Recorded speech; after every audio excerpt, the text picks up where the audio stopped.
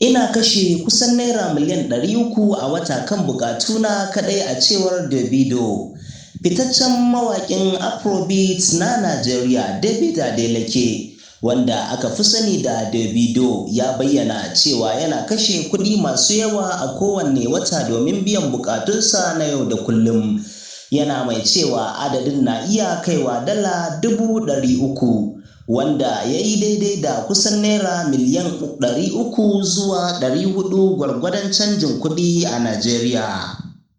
Davido ya bayyana haka ne yayin wata tattaunawa kai tsaye da mai shirya shirye-shiryen intanet Gabriel, inda yake bayani kan tsadar rayuwar fitattun mutane da kuma bambancin kuɗin da yake kashewa idan yana Najeriya da lokacin da yake Amurka. A cewarsa, idan yana Amurka yana kashe kuɗi kaɗan saboda yana rayuwa ne tare da matarsa Chioma da 'ya'yansu. Amma idan yana Najeriya, yawan tafiye-tafiyen biki, tarurruka da sauran alƙawura na sa kuɗin da yake kashewa ya ƙaru. Davido ya ce, "Ina kashe tsakanin dala 200,000 zuwa 300 a wata. Amma wannan baya haɗa da kuɗin matata, kuɗin gida ko sayan motoci da kayan ado." Kalaman mawaƙin sun sake jawo muhawara a kafafen sada zumunta, inda wasu ke bayyana mamakin su kan irin yawan kuɗin da ya ce yake kashewa, yayin da wasu ke ganin hakan ba abin mamaki ba ne ga mutum da ya shafe shekaru yana cikin fitattun mawaƙan Afirka, tare da gudanar da harkokinsa a matakin ƙasa da ƙasa. Davido ya kasance ɗaya daga cikin mawaƙan Najeriya da suka fi shahara a duniya. A shekarar 2025 ya auri Chioma Rowland a wani gagarumin bikin aure da aka gudanar a Lagos, wanda ya samu halartar fitattun mutane daga Najeriya da ƙasashen waje, ciki har da 'yan siyasa, 'yan kasuwa, mawaƙa da jaruman fina-finai.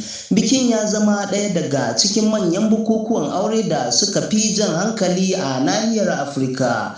Haka kuma Davido ya shahara wajen ayyukan taimakon jama'a. A lokuta daban-daban masoyansa sun taɓa tara masa kuɗaɗe masu yawa a matsayin kyauta bayan ya buɗe asusun neman gudunmuwa a ranar haihuwarsa.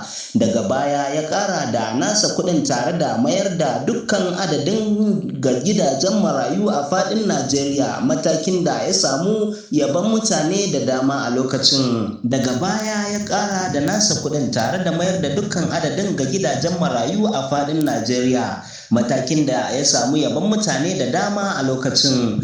Tun daga wannan lokaci, mawaƙin ya ci gaba da bayyana cewa yana ganin taimakon mabukata da marasa galihu na daga cikin muhimman abubuwan da yake son ci gaba da yi baya ga harkar waƙa da kasuwanci. Ku ci gaba da kasancewa tare da tashar Fagen Labarai domin samun sahihan labarai, ingantattun bayanai da rahotanni cikin gaggawa. Kada ku manta ku danna maɓallin subscribe, sannan ku kunna ƙararrawa domin kada ku rasa sabbin rahotanninmu da zarar mun ɗaura.